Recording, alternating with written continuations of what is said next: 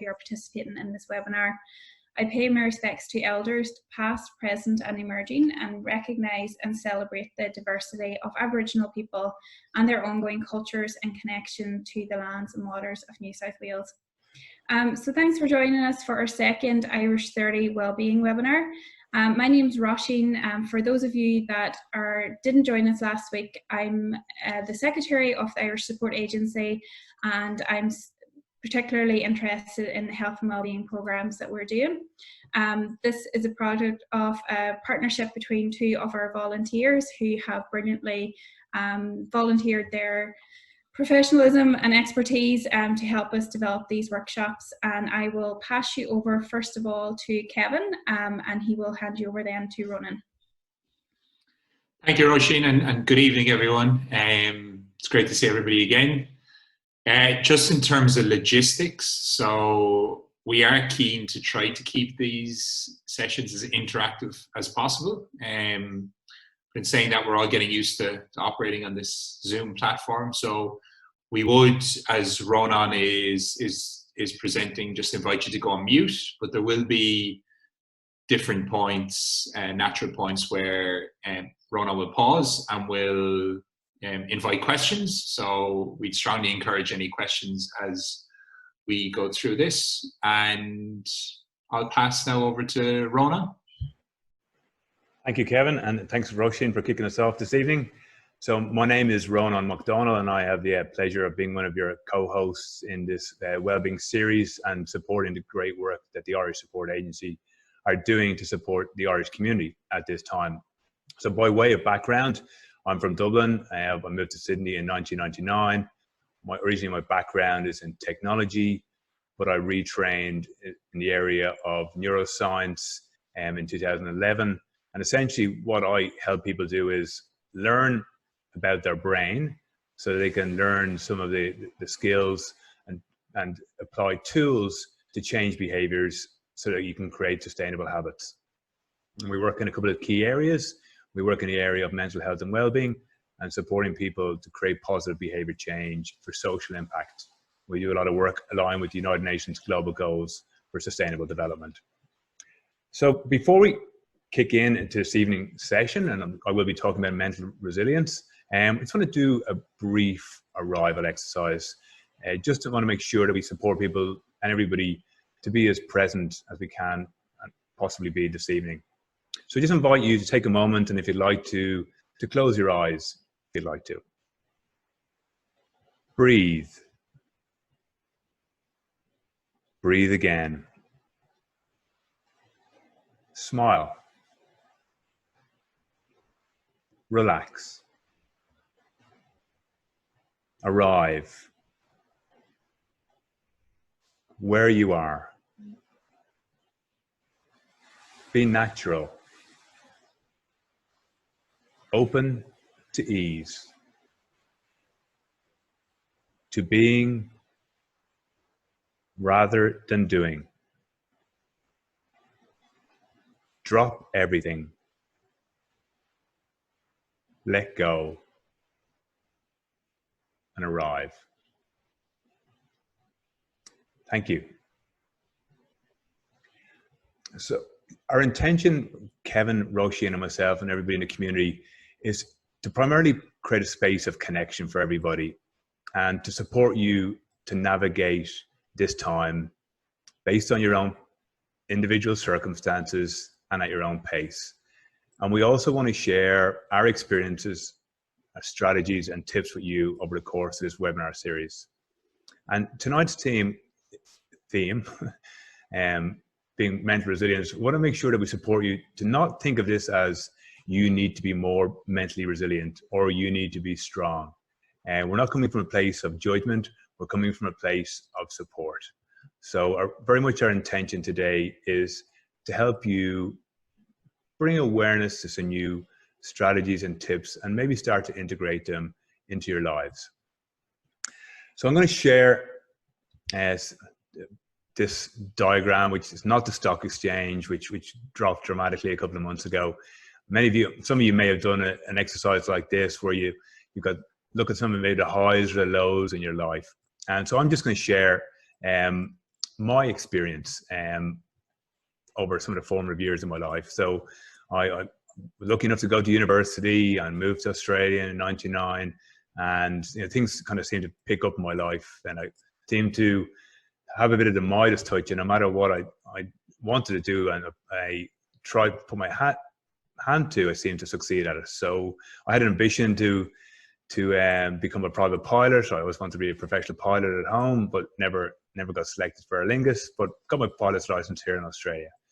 I wanted to do an Ironman, a triathlon Ironman, and in the early 2000s I was lucky enough to do an Ironman in Port Macquarie, and we had some good successful investments, myself and my wife, my then girlfriend, now wife, and did quite well. We had property in lots of places around the world, and we got married in 2006 back in Ireland. We had a 7-month honeymoon in South America and North America and Europe, and got back to Australia in early 2007. And my friends were saying, so what's next in your life? Are you going to go into politics? Are you going to climb Everest? Are you going to start a company? And I started a company just as the GFC hit. And I went from being someone who just got used to success to someone who pretty much overnight struggled to get out of bed.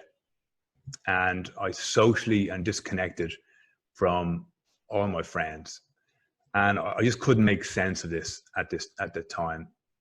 And I was probably never used to failure or challenges.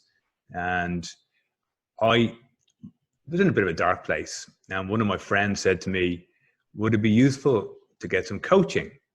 And I kind of politely declined. I was going to become a coach myself. And I said, no, I'm okay. I'll be okay. I'll work this out by myself. And then one afternoon in a coffee shop, I was sitting in Bellevue Hill, and I realized I kind of need a bit of help here. So he brought me down to Bondi Beach, and we sat one Sunday afternoon and looked out over the water, and he helped me set a couple of goals. And I worked with him for 3 months. And one of the things I wanted to work out was, what did I want to do with the rest of my life? I've gone from high to low, hero to zero, and I wanted to see, what did I want my life to be about? And I worked out I want to become a coach, and I set about the process of reinventing myself essentially and starting from nothing again. We went pretty much bankrupt at that time, and slowly but surely just started getting some support. It's amazing the power of network, the amount of people that will help you believe in yourself, to help people who will help you see some of the positives when you can't always see them yourselves, who'll give you an opportunity. And I slowly started resurrecting my career and probably my life as well. We were fortunate enough then to start have our first child in 2011. I was lucky enough to get some breaks work-wise and just start having a go, taking one day at a time and being opportunistic and put myself out there. And then the next dip happened in 2013 when one of our children, Dara, was 2.5, was diagnosed with type 1 diabetes. And overnight, the world fell out from underneath my wife and myself. And this was another low, I would say, in my life, in our life, and we struggled to kind of make sense of this. But what I noticed was the low wasn't as bad as the previous one, and I had some of the tools, the techniques, and the support around me to help me stay the path and to help me just keep going. And my life is not perfect, far from it. I still has inevitable ups and downs and peaks and troughs, and probably haven't recovered to the same financial level as what we wanted to. But I know that every day I add value to someone's life, and I know that it is possible to keep moving forward, even though it doesn't always feel like that. And I want to share this story with you. It's not the intention of it being a pity party, but just to really support you to know that while this might seem like a difficult time, and we're all experiencing this time very differently, there is light at the end of the tunnel. You might not see it, but with some great support and by taking small steps every day, you can create the life that you want. So I want to share a bit more around what is mental resilience. So for me, I see it as the ability to adapt, the ability to navigate the inevitable peaks and troughs of life. And they are inevitable. And to also to do and to learn from what you're doing. For those of you who are familiar with the work of growth mindset, a lady called Carol Dweck has done a phenomenal amount of work in helping people to keep moving forward, to build the skills of overcoming fear, do, learn, and do and repeat. So we want to support you with some of the strategies and some of the tips. I want to share some of my own experiences around what I went through at that time. I would suggest try not to compare yourself to others. And this can be very difficult. We were in Sydney 2009 when property was going through the roof and everyone seemed to be doing really well. And we were at the other end. And I was constantly comparing myself to others. And then kind of moving into the next step, judging myself and beating myself up. I would suggest judging yourself at this time or any time is not great in terms of supporting your own mental health and well-being. And the final thing I would say is try to play the long game. By nature, we want things to happen very quickly. We want instant gratification. So choosing to view things as a bit of a long game will support you over time.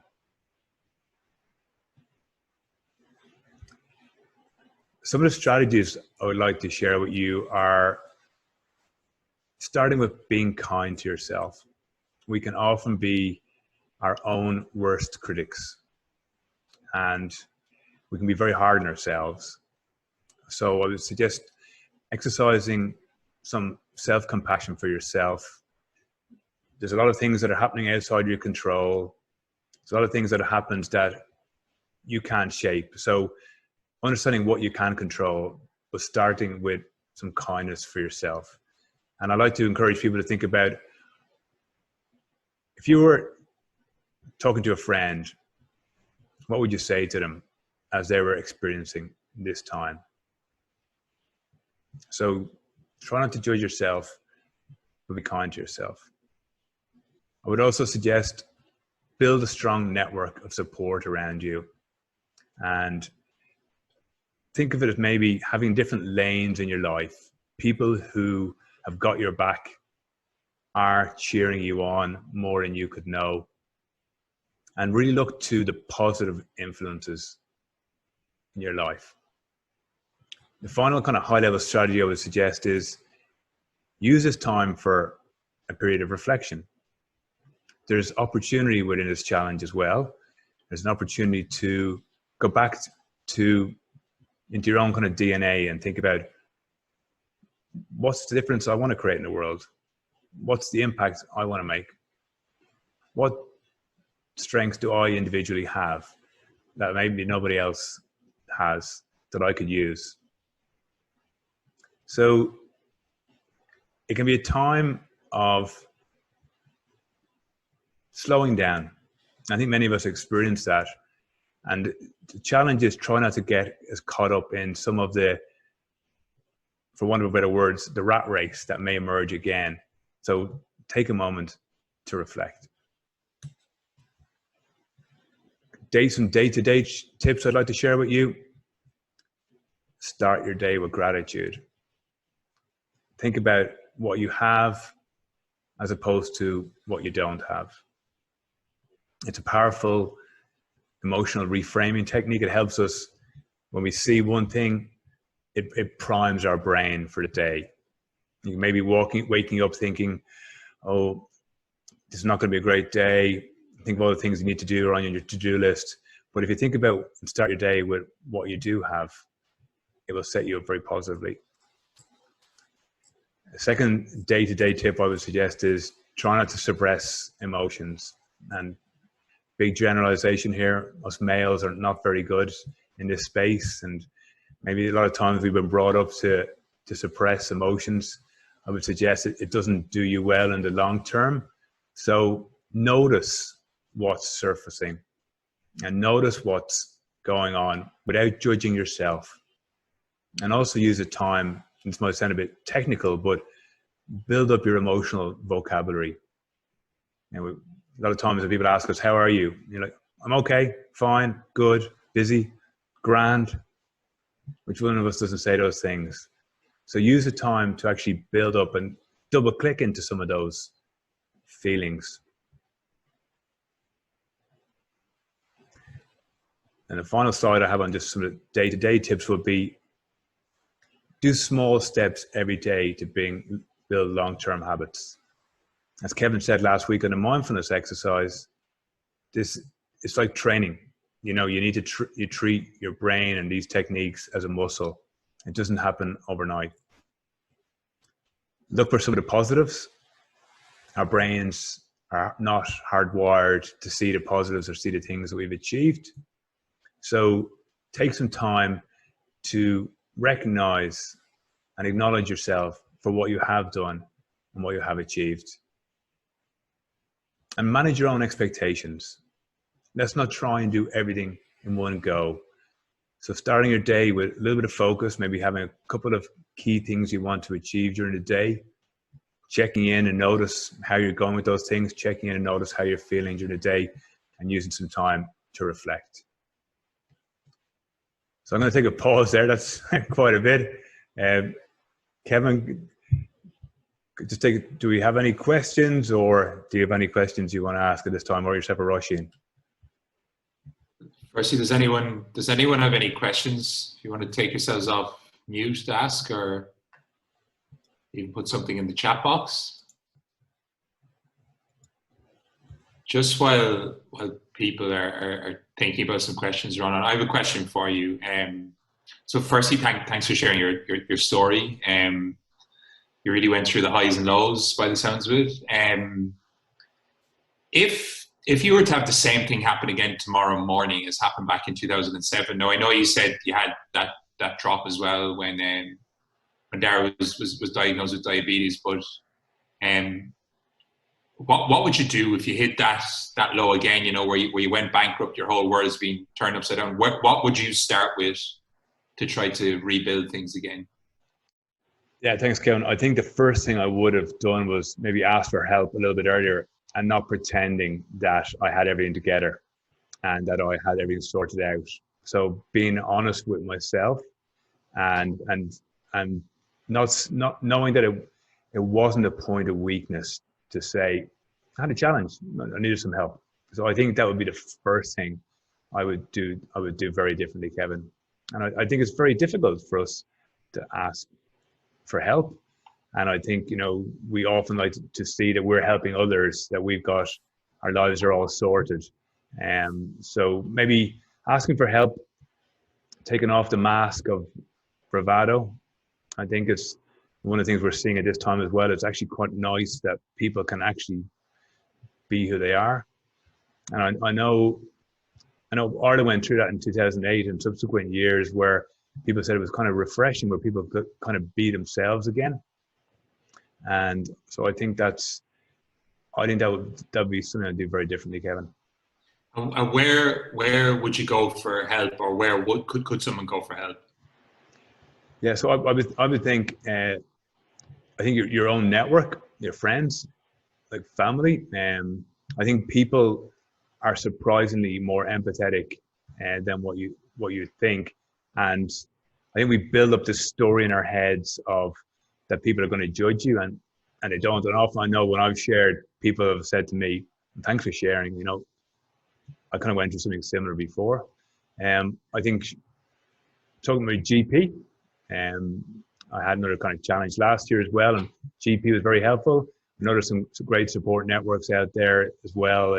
Some of the resources, in terms of, whether it be Beyond Blue or Are You Okay, and Black Dog Institute. I think there's some really great resources out there now.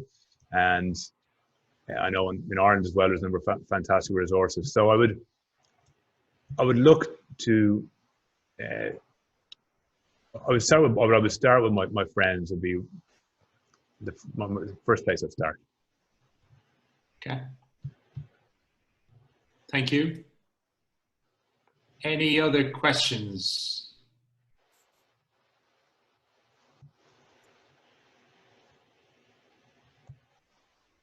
Feel free to take yourselves off mute if you do want to ask a question. I'll ask you another one then, Ronan. Yeah, okay. You've got many of them. In terms of the day-to-day tips or the strategies, so these are all, very sensible and really, really good tips and strategies. How can you integrate them into your day? Clearly you've built these up now over a long period of time, and you've got them embedded. But if somebody was starting out and hadn't done any of this previously, what would you suggest or advise? So I would start. The easiest way to start is just even with a sheet of paper, just starting with a manual way, or a journal, to start setting. Okay, what do I want my priorities to be today? What am I grateful for today? List 3 things. Journal. How do I feel? Write down how you actually feel. I feel stressed. I feel anxious. I feel overwhelmed. I feel stuck, or I feel calm. And I would suggest these things can coexist. So I would say just starting with a very kind of low friction way of doing these things, and then maybe reflecting at the end of the day to go, okay, did I stick with my priorities, or did I get completely distracted? And how do I feel now at the end of the day? So just incorporating some small tools and techniques into your day will help you see some of those patterns as they emerge over time. So I think a lot of times we can build these things up to be, I don't even know where to start, so I don't start. So just by doing small little things, it could be simple as 3 minutes in the morning, even on the hour. I'm still working on my priorities. I got completely distracted. How do I feel? Maybe checking in with how you feel at lunchtime, or morning tea, lunchtime, afternoon tea, and then 3 minutes of reflection at the end of the evening. That would be a powerful way to start. Great, thank you. And Ronan, can I possibly ask, I'm kind of a big picture goal setting, and I've never really kind of embarked on it on a daily basis. So I'm just wondering, are there any tools that could help or support somebody like myself who's kind of a bigger picture, kind of this month or this year, or these are the things that I want to achieve, and I haven't historically done that on a daily basis? So what a couple of things I'll share here. So was that Paula? So I'm not too sure who asked that. Yeah, Paula. Thanks for asking the question. So one of the first things I've learned through my coaching and through setting goals myself is that you have to kind of know yourself in terms of knowing what your values are and knowing what you want to achieve, because goals set from values are often goals not set from values often get dropped. So we set New Year's resolutions, we don't follow through with them. The second thing I would suggest is having the goal that you want to achieve stated in 7 words or less, have the measure in the goal, and having an emotional connection with the goal, so that it becomes kind of concrete. The other thing I would suggest is actually breaking down what are some of the kind of strategies, the broad brushstrokes you need to do to achieve those goals. And then identifying what are the 1 or 2 actions that I need to do in the first strategy to work towards a goal. So our brains need to see progress. So if you could start with getting clear on the goal, you've got a very clear, measurable, it's a SMART goal, breaking down strategies and identifying small actions and make the actions doing things. And if you can do that and complete your first strategy, and then you move on to the next one. I love using tools, so I use a program called Trello that helps me break down and set my goals. It's got a ability to have a lot of goals and actions. There's lots of apps out there to help people create goals and actions as well. But I would suggest again, you don't have to have a fancy tool or system. It's about being really clear on the goal and identifying what are the things you need to achieve that. What are the things you need to do to achieve the goal? That's brilliant. Thank you very much. Thank you. Thanks, Paula. So I'm mindful. One of the things that I want to share is that as Cred, my company, we're happy where we'd love to gift our Cred mobile app to the Irish community at this time to help people break down high-level goals into specific actions that they can track. So we've got 3 daily actions. I'm very grateful to Kevin here who helped us design a framework to support people at this time. We've got 3 areas or 3 pillars we call focus, move, connect. One is one action every day to help you choose your focus. One action every day to ensure that you're moving and staying physically active every day for at least 15 minutes. And one action every day to make sure you're staying socially connected to others. And by having a small dashboard, you can track your progress, and you can reflect every day. So it gives you a sense of focus. It gives you very specific things to work on. You can reflect at the end of the day to notice, did you do it? Did you not do it?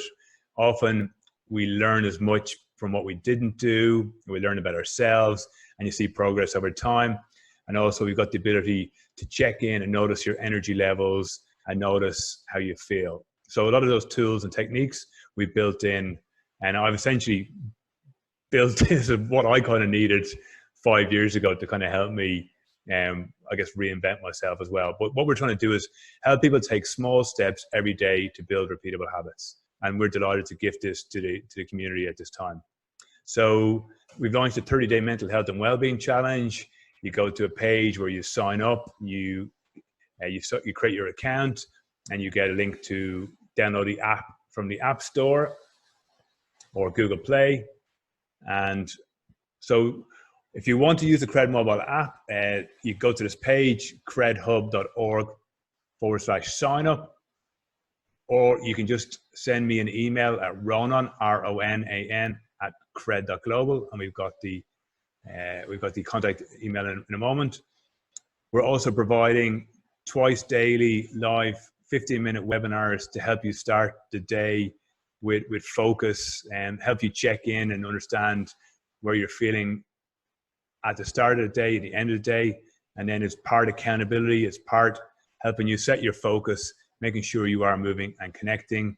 So the direct link to join this webinar is at our website, cred.global/cred15. And now I'm going to hand over to Kevin to talk about Anamkara, the mindfulness sessions that Kevin's running.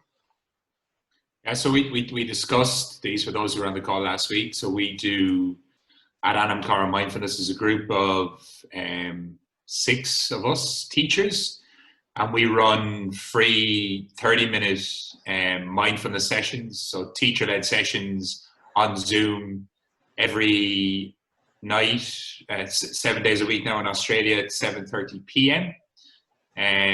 So it's just sitting in, you don't have to do anything, you can just sit there, listen to the meditation for 30 minutes. We also do it in the mornings on a Monday and a Friday at 8:30 a.m. and we've just added a new session starting tomorrow morning at 6:30 a.m. for those who are up bright and early. So more than welcome to come along. There's no cost, and you can get all the links to join any of the sessions on our website.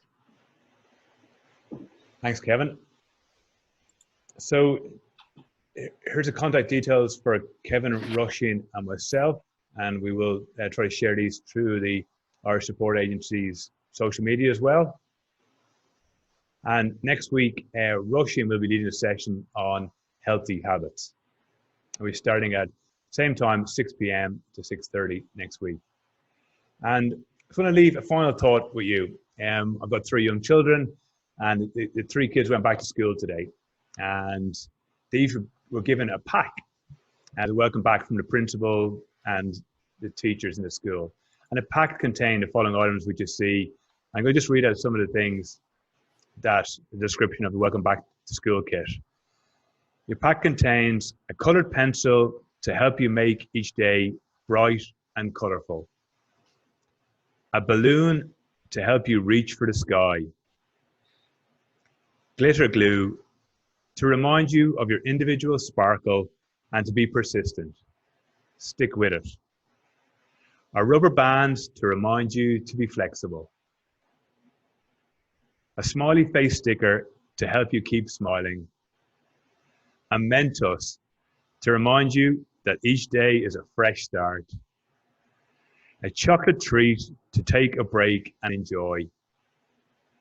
A candle to remind you that even when things are dark and difficult, there is light. And a paper clip to help you hold it all together when times are tough. So maybe it's just a nice little reminder for us all around, yes, this is a difficult time, but we are in here to support each other, and there is light at the end of the tunnel. Thank you for joining our session tonight. Kevin, Rush, and myself can hang around for a few minutes if anyone does want to have a chat or has any questions.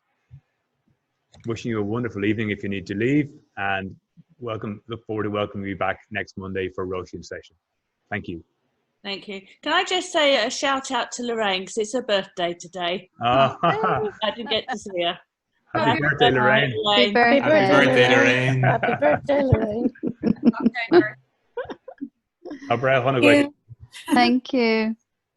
Can I just quickly thank Ronan very much for that presentation and for sharing his story. Obviously it's something very personal to you, but I think it's a really good example of how someone can turn something negative and really scary into a positive, which might be relevant for some people at the moment. So thank you for trusting us with that, Ronan.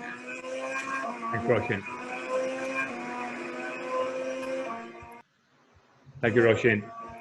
Thank you. Does anybody have any questions?